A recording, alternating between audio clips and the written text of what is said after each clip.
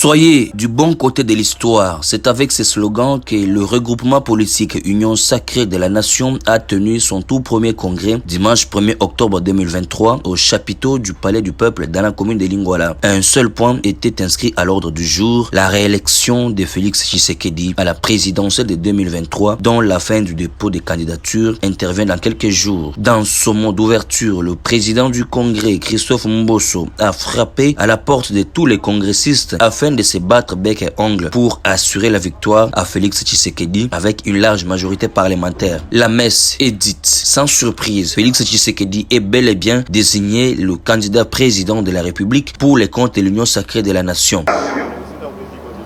La charte de l'Union Sacrée de la Nation, spécialement à son article 27.1,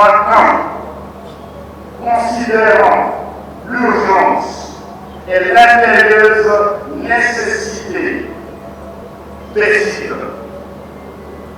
Article 1er est désigné et investi candidat président de la République pour le compte de l'Union Sacrée de la Nation, le camarade Félix Antoine Tshisekedi. Les participants à ces rendez-vous ne jurent que sur la victoire de Félix Tshisekedi au moment où l'opposition peine à se trouver un candidat commun. La candidature du chef de l'État par le Congrès, parce que c'est ça que veut la loi, ou en tout cas le règlement démocratique, veut que chaque famille politique puisse, lors d'un congrès, désigner son candidat pour les élections présidentielles. Et nous sommes venus accomplir ce devoir, non seulement démocratique, mais avec un grand plaisir, venir donner notre soutien au chef de l'État. C'est connu. Je crois que personnellement, et je parle d'un point de vue personnel, c'est une personne qui a une grande vision pour le pays. Et je pense que c'est la personne qu'il faut pour les 5 prochaines années, si on veut que le pays décolle. Importance nationale, dans la mesure où c'est vraiment la population, c'est le peuple. Le peuple, en fait, qui organise, qui conduit. Et pour nous, c'est ça, en fait. Il a fallu quelqu'un pour que le pays, n'est-ce pas, puisse s'envoler.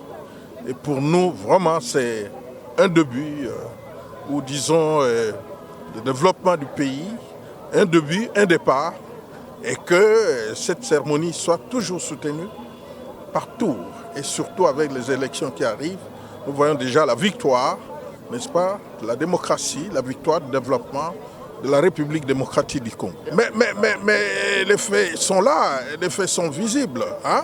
Et nous qui avions vécu dans ce pays à Kinshasa, n'avons jamais vu des choses comme ça, des réalisations palpables. Hein, et quand il y a des routes, et quand il y a des projets comme les 145 territoires, mais c'est jamais vu. Il faut aller à la base, le développement doit aller à la base. Donc comme on a pensé à la base, nous pensons que c'est vraiment l'envol de la République démocratique du Congo. Bien sûr, il y a les problèmes sécuritaires, mais ces problèmes doivent trouver une solution.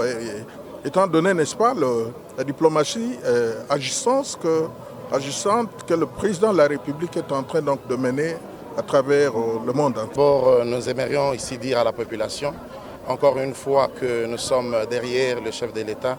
Pourquoi? Parce que nous sommes en train de voir ce pays en train d'évoluer.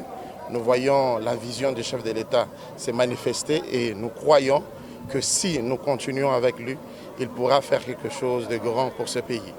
Donc la raison de notre choix, c'est d'abord la vision que le chef de l'État a et nous voulons donner au chef de l'État une opportunité de continuer avec cette vision qu'il a.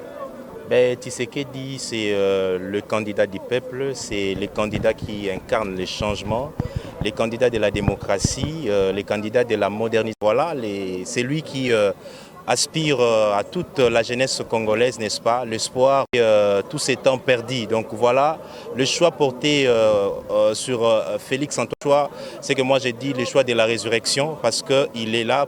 Nous avons déjà vu pendant les 5 années passées et le peuple congolais, surtout la jeunesse. Je suis très émue, d'abord par cette manifestation d'aujourd'hui qui laisse un signe de force pour la République démocratique du Congo. Nous vivons aujourd'hui notre histoire qui va commencer aujourd'hui même avec toutes sortes de personnes qui viennent ici pour soutenir l'Union sacrée. Ensemble, nous allons pouvoir reconstruire ce beau pays qui nous appartient. Il faut noter que la tenue des élections générales en République démocratique du Congo est maintenue pour le 20 décembre 2023 sur toute l'étendue du territoire national selon les calendriers de la Commission électorale nationale indépendante.